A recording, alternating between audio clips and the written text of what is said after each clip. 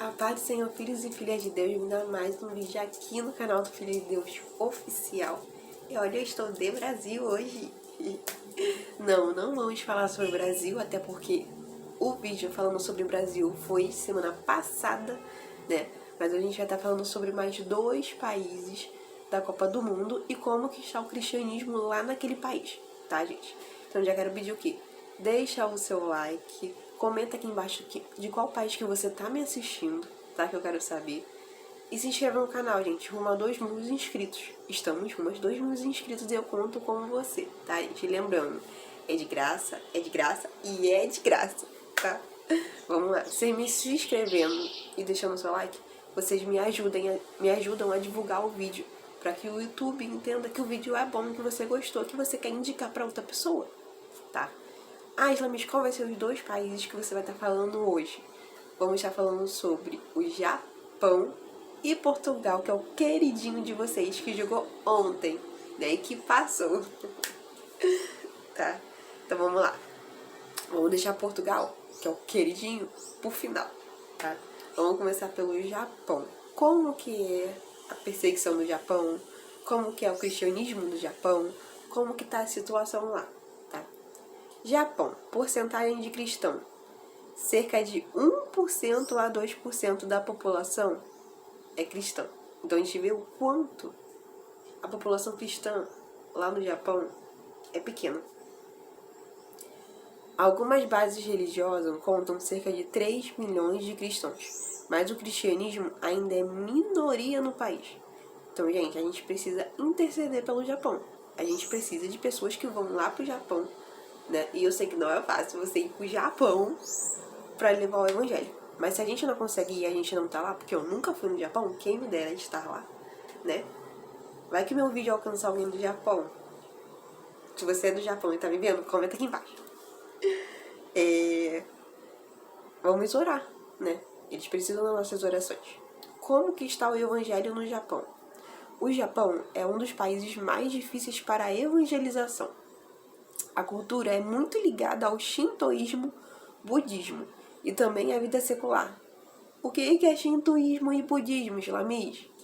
Por que eu tenho que aprender isso? Porque como que você vai orar pelo povo se você não sabe qual é a cultura dele, qual é a religião deles? Por isso que eu falo que estudar história é importante. Porque aqui eu não ia saber. Eu nunca ouvi falar sobre o shintoísmo. Se eu já ouvi falar, eu não me lembro. O budismo é mais conhecido, né? Mas vamos lá. O que é o shintoísmo? Momento de aprender. Pega a caneta e anota aí.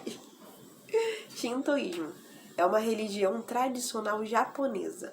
Ela acredita nos kami, que são espíritos ou divindades ligados à natureza, aos antepassados, montanhas, rios, sol, árvores e lugares sagrados.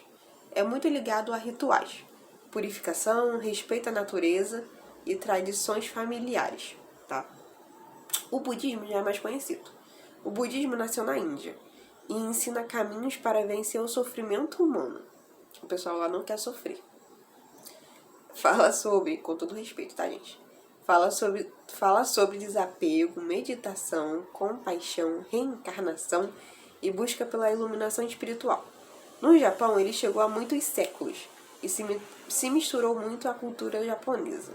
Então a gente vê que as 2 religiões lá que são maiores são essas 2 religiões, tá?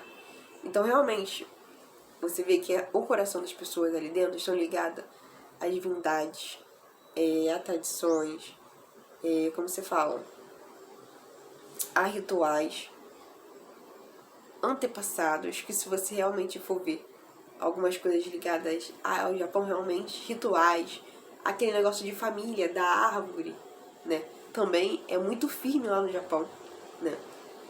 Mas a gente tem que orar por esse povo, eles precisam aceitar Jesus, né? Quando a gente fala que Jesus Cristo morreu, né, pelos nossos pecados, não é apenas só pro Brasil, não, gente. Não é apenas só pro Brasil.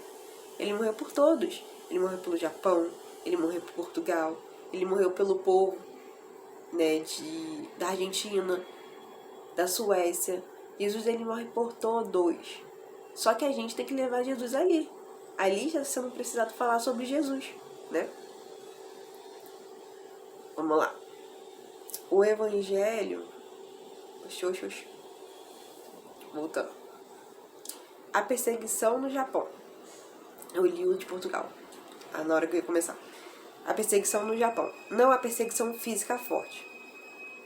O Japão tem liberdade religiosa, mas os cristãos podem enfrentar pressão familiar, que é isso que eu falei, né? Aquela parte quando você vê um filme ou uma feira do Japão, tem muito da árvore genealógica, né? Ali a família é algo muito importante, até tipo em relação à herança e negócios assim. O Japão tem liberdade religiosa, mas o cristão pode enfrentar pressão familiar, isolamento social e resistência cultural. O que pode acontecer? Exemplo, na família, essa aqui é uma pessoa. Uma pessoa aceitou a Jesus e as outras pessoas não aceitaram. Aquela pessoa ela pode passar perseguição por ter aceitado Jesus e a sua família não é evangélica. Geralmente isso acontece nos dias atuais, no Brasil acontece. Pode ser que aconteça assim, mas no Japão, como ali a tradição é muito firme na família, né, a perseguição vai ser bem maior, tá? Então a chance daquela pessoa ser firme, né, naquilo que ela começou a seguir a Jesus, às vezes ela desanima, às vezes ela desiste, porque ela pode até mesmo passar por perseguição familiar mesmo, em relação a palavras, em relação a não quererem dar dinheiro, ou então tirarem, né, a herança dela por ela ter aceitado Jesus, né. Vamos lá, Portugal. A porcentagem de cristãos é 84% a 85% da população, sendo a maioria católica. Aqui ele colocou os dois. Perdão. Abafo. Aqui ele está falando a porcentagem católica. No censo de 2021, 80,2% se declaram católicos e cerca de 5% pertenciam à vertente cristã. Então ele está dando o quê? A comparação entre os católicos e o cristão. Então a gente viu que é a minoria cristã, né? Como está o evangelho? Portugal tem uma forte herança católica, por isso que ele fez a comparação entre o católico e o cristão. Mas também vive crescimento da secularização, principalmente entre jovens. Igrejas evangélicas existem e têm crescido em algumas religiões, especialmente com a presença de brasileiros, africanos e imigrantes. Glória a Deus por isso. O evangelho pode ser pregado livremente, mas muitas pessoas ainda enxergam religião apenas como tradição. Você enxerga religião como tradição? Comenta aqui embaixo. É muito triste quando você acredita o evangelho como tradição. Por que como tradição? Aí já me explica melhor. Vamos lá. O evangelho foi ótimo. O evangelho, ele não pode ser visto como algo passageiro. Você tem ele no momento e depois você não tem. O que é uma tradição? Vamos lá, vamos colocar em palavras mais fáceis. Vamos lembrar de uma tradição. O Natal. O Natal é uma tradição, a pessoa o quê? O Natal. Montar uma árvore de Natal. Aqui em casa a gente não fazia isso não, porque aqui em casa era raridade ter presente. Então, pra que eu ia montar uma árvore de Natal se não ia ter presente? Pra quê? Então eu não ligo muito pra isso. Então por isso que eu vou falar daqui de casa. Então a tradição era você pegar uma árvore, colocar de bolinha, montar e etc. É uma tradição, é uma coisa que você só faz só no final do ano. E depois não tem mais, né? Você não vai deixar a árvore de Natal o ano todo lá. Então, o evangelho não pode ser uma tradição. Você não pode só estar ali um momento e depois sair. Não, o evangelho é uma forma de viver, né?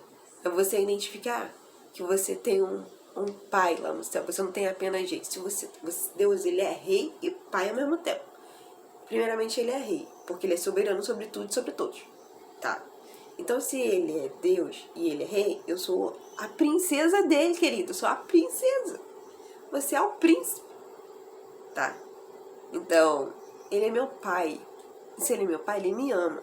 E sim, ele vai me corrigir nos momentos que ele precisa me corrigir. Mas ele também vai me amar no momento que ele precisa me amar, né?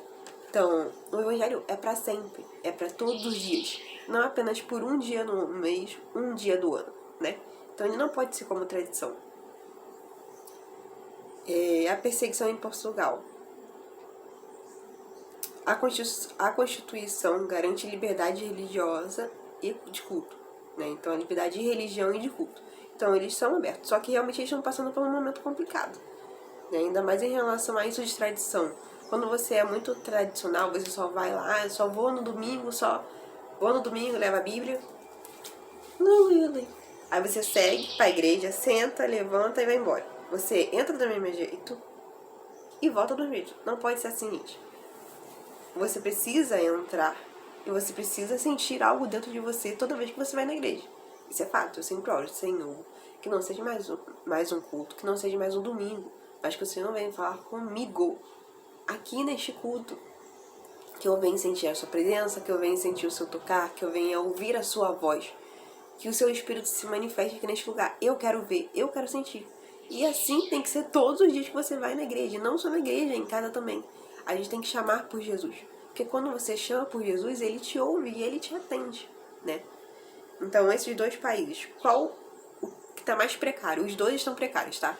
Mas a situação do Japão ainda é mais pior, foi ótimo. É pior. Então, por causa aquelas duas culturas que estão, né, à frente. O shintoísmo e o budismo. Então, que venhamos orar pelos dois países. Para que Deus venha reavivar, né, em Portugal, né, a fé, a esperança. Que as pessoas venham sentir a necessidade de estar dentro da igreja. Venham sentir a necessidade de falar com Deus. Que eles venham colocar Jesus como prioridade, como a gente também deve colocar, porque às vezes a gente também não coloca Jesus como prioridade. A gente vai fazendo outras coisas.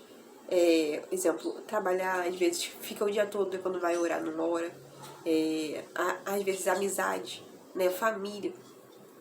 A gente sabe que, claro, né, gente, a família é importante. Não tô falando que a família não é importante, tá, gente? Mas Deus é a nossa prioridade. E as demais coisas vão ser acrescentadas, né? Então esse é o vídeo de hoje. Que Deus fale melhor em vossos corações. A gente tá vendo que na Copa tem muita gente, né, orando, botando os joelhos lá no meio do campo, agradecendo a Deus pelo que tá acontecendo, pelas vitórias.